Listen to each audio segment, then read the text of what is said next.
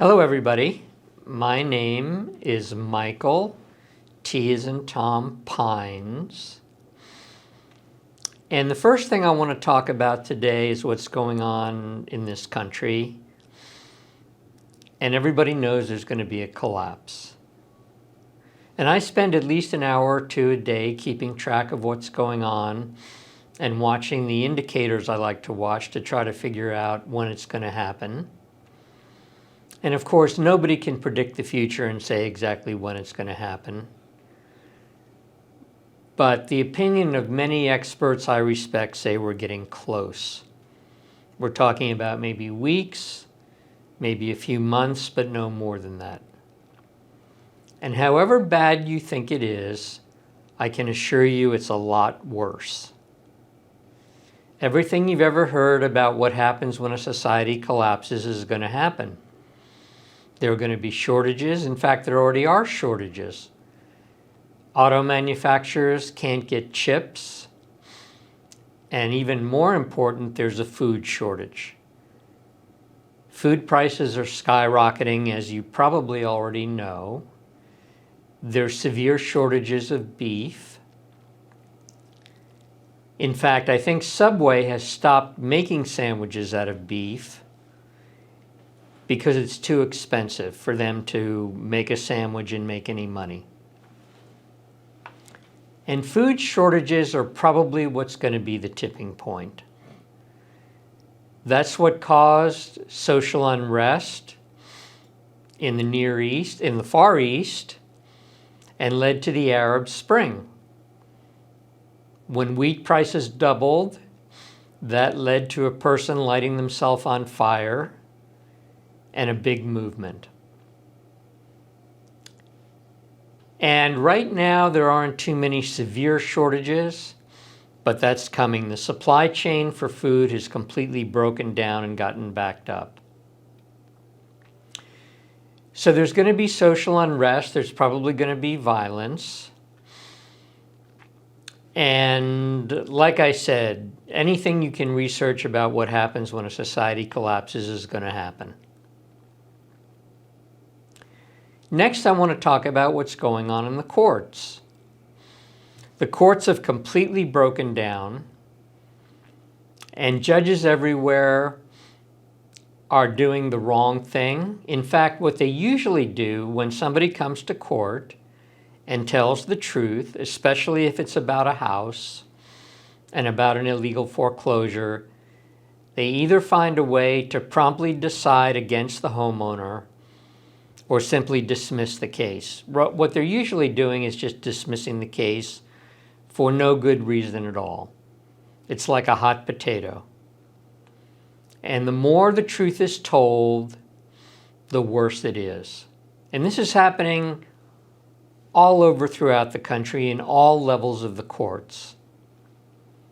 Gary Dubin, who's been very successful in representing homeowners, is being disbarred, and he filed a petition with the United States Supreme Court. And I'm sure that court won't go anywhere near this.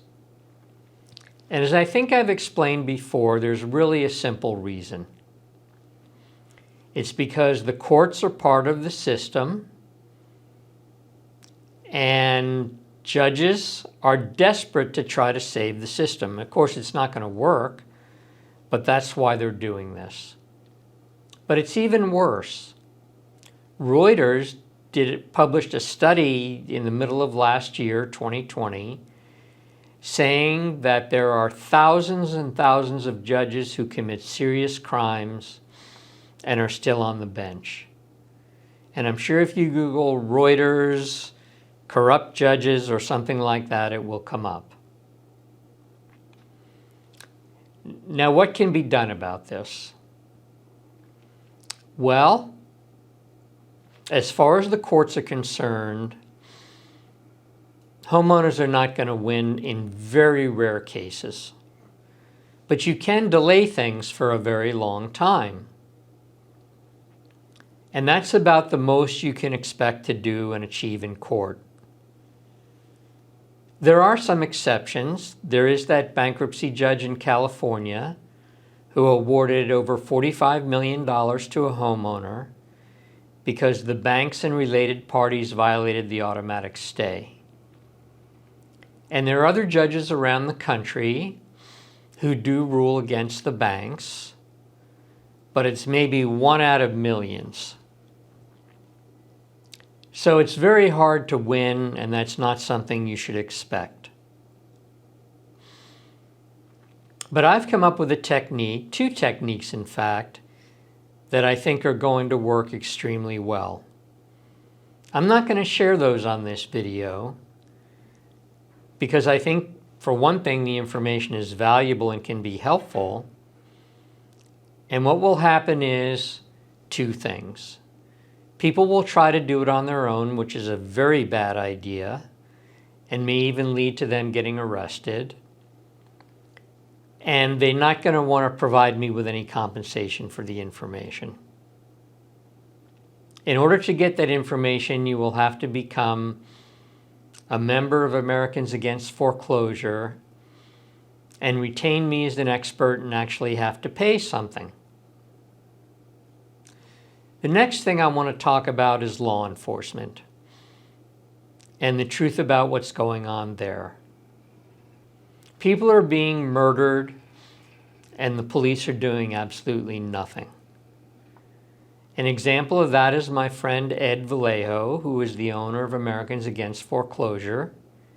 His brother was actually murdered on the streets of Los Angeles, and the police did nothing.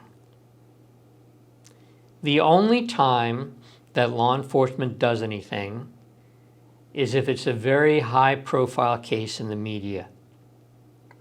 And then there are limits to what they can do. All you have to do is look at all the trouble the United States Attorney and FBI is having prosecuting people that were involved in the January 6th revolt on the Capitol. But there are also things that can be done about that. But again, I'm not going to share them right now. But if you want more information, again, if you become a member of Americans Against Foreclosure, and Ed knows how to contact me, then maybe we can do something. And I really think that's about it for today. So thank you very much for listening, and I'll look forward to possibly talking to you.